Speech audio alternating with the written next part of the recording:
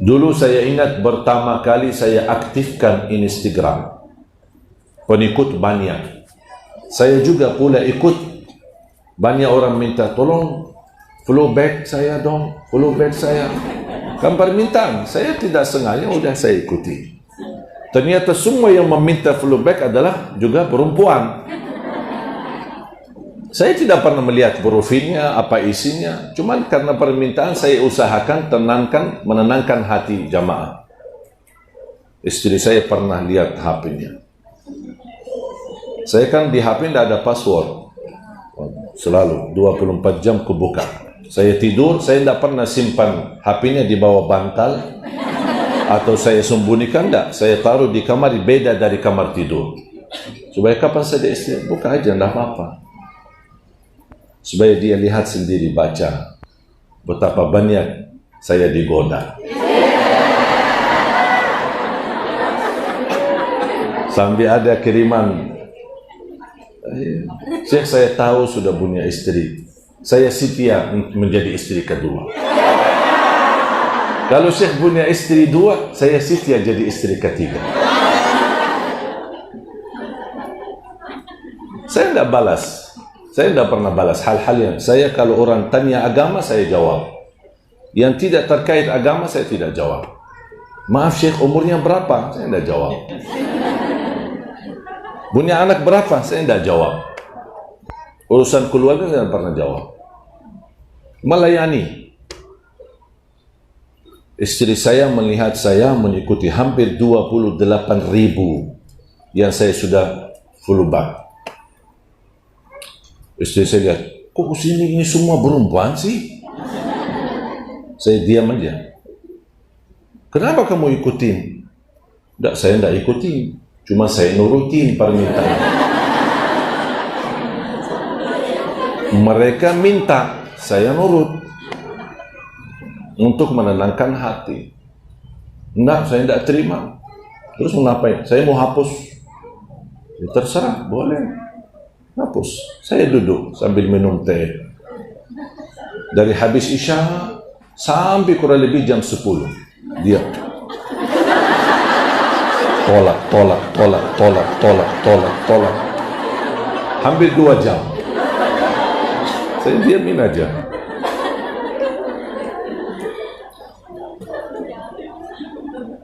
Begitu selesai, dia taruh HP-nya.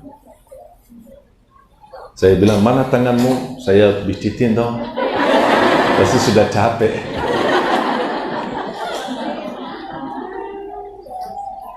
Sudah sayang, tenang. Ya, udah. Terus ada pesan lagi, jangan full back lagi. Siap. Mau nggak saya tinggalkan HP? Saya tidak mau megang HP. Kalau membuat kamu lebih tenang hatinya, tidak apa-apa, saya ikhlas tidak megang HP. Gara-gara itu sudah sekian lama saya tinggalkan HP. Gimana saya hubungi kamu? Ajudan saya. Yang pendamping saya, kalau saya kemana-mana, telepon aja dia. Sudah. Habis itu saya tidak megang HP.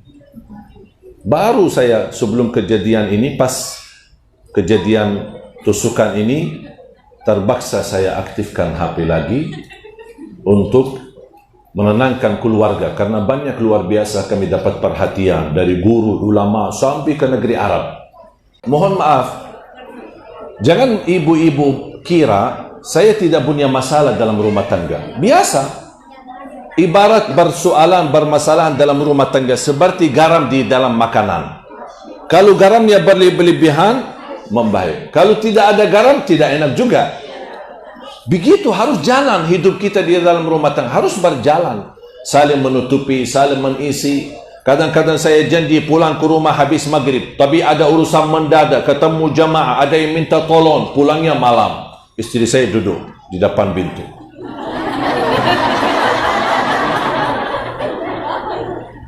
Saya langsung begitu lihat wajahnya. Inilah setan lagi mutar ini. Setan ada di sekitar kita ini. Saya masuk. Kok malam-malam? Ya memang sekarang lagi malam-malam. bukan pagi. Santai-santai aja. Katanya mau datang habis maghrib. Ya, mohon maaf. Gimana kau mau maaf, saya dari tadi nunggu-nunggu. Sebenarnya ingin saya ajak kamu makan di luar. Makan malam kita berdua.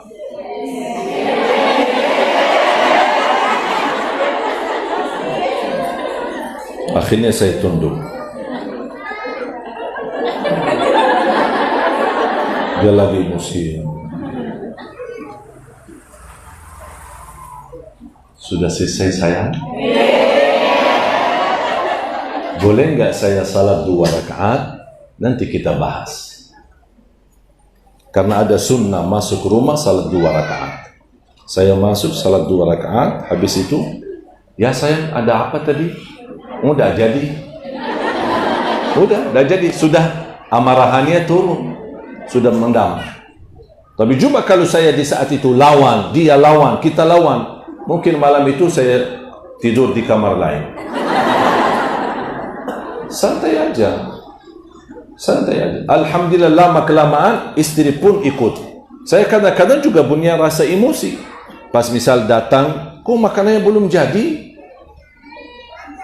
Istri saya senyum. Begitu dia senyum, oh saya sudah paham. Ya tidak apa-apa. Kalau tidak ada makanan, saya puasa, tidak apa-apa. Rasulullah SAW pernah pulang ke rumahnya, tanya sama Aisyah, ada makanan habis subuh ini? Tidak ada ya, belum saya siapin. Ya udah saya puasa aja.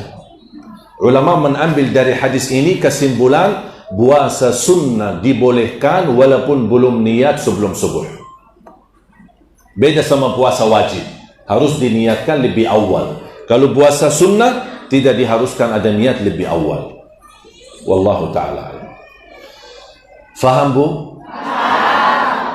Tiru akhlak Nabi Muhammad. Jadi orang yang bersetia untuk Nabi Muhammad. Apapun yang kita amalkan, insya Allah tidak akan sia-sia. Aqrabukum minni majlisan yawmal qiyamah ahasinukum akhlaqa. Orang yang paling dekat kepadaku hari kiamat, yang termulia akhlaknya. Jadilah orang yang termulia akhlaknya. Tahu enggak ibu, dengan kemuliaan akhlak bisa mencapai derajat tinggi di dalam surga Allah, melebihi derajat ahli tahajud dan ahli puasa. Ahli puasa, yang suka puasa, yang suka tahajud setiap malam, orang yang mulia akhlaknya, derajatnya masih lebih tinggi. Bahkan Nabi Muhammad SAW bersabda, yang termulia akhlaknya khairukum li ahli. Yang termulia akhlaknya laki-laki adalah yang termulia akhlaknya sama istrinya. Sampai Rasulullah SAW bersabda, wa ana khairukum li ahli, dan akulah yang termulia akhlaknya terhadap istriku. Rasulullah SAW di malam hari keluar dari rumah. Malam. Siti Aisyah terbangun melihat Rasul keluar. Rasul SAW keluar jalan lumayan jauh. Siti Aisyah diikuti dari belakang. Ini malam-malam. Ya, gitu. Kemana dia ini Rasulullah? Kemana suamiku malam-malam? Diikuti sampai lewat Baqi'. Yang sudah ke Madinah kan ada Baqi', makam-makam orang Madinah. Sampai ke sana ke belakang. Ternyata apa yang dilakukan oleh Rasulullah? Cuman hanya buang air besar. Karena dulu di Madinah, di zaman Nabi Muhammad, kalau buang air besar, pergi jauh, pergi. Karena di rumah tidak ada tempat buangan air besar. Di rumah hanya buat wudu, mandi, dan buang air kecil. Rasulullah SAW kembali, Siti Aisyah pun putar dan segera pulang. Rasul bercepat langkahnya, Siti Aisyah juga bercepat langkahnya. Rasulullah SAW lebih cepat lagi, Siti Aisyah lari sampai masuk ke rumah. Rasulullah SAW masuk ke rumah, mendengar suara Siti Aisyah.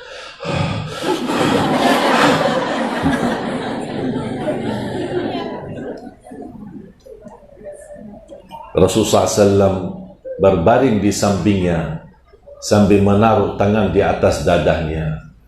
Tenang, tenang istriku, saya tidak kemana-mana. Cuma buang air besar. Allahumma salli ala Sayyidina Muhammad.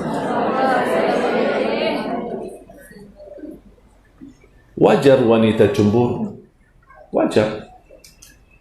Jangan kita bersikap keras ketika ada wanita cemburu. Karena saking cinta kepada suaminya. Cemburu. Sambil Rasulullah SAW mengetahui perasaan Siti Aisyah, walaupun wanita yang mulia, istri Nabi Muhammad, anaknya Sayyidina Abu Bakar As-Siddiq, tapi tetap cemburu, sama dengan wanita yang lain. Dan cemburu adalah sifat wanita. Jangan dimatikan sifat itu. Karakternya wanita cemburu. Kalau ada wanita tidak cemburu, mohon maaf, wanita sakit. Tetapi mohon jangan berlebih-lebihan cemburu. Berlebih-lebihan cemburu yang membuat kita curigai suaminya, mencurigakan suaminya, mau lihat HP-nya, isinya apa, berhubungan sama siapa, telepon siapa. Jangan berlebih-lebihan, harus percaya. Jangan memberikan syaitan kesempatan membisiki hal-hal yang tidak baik. Kalau ada hal yang tidak baik di suamimu, akan Allah bongkarkannya. Jangan khawatir. Kita harus bermuamalah dengan suami karena Allah. Lakukan yang baik. Kalau dia balas yang baik, alhamdulillah. Kalau dia belum balas yang baik, kita tetap baik karena Allah, bukan karena suami. Belajar segala sesuatu dijadikan karena Allah. Dan bapak-bapak yang ada, mungkin yang mendengar, bersabarlah terhadap rasa cemburu istri. Sabar.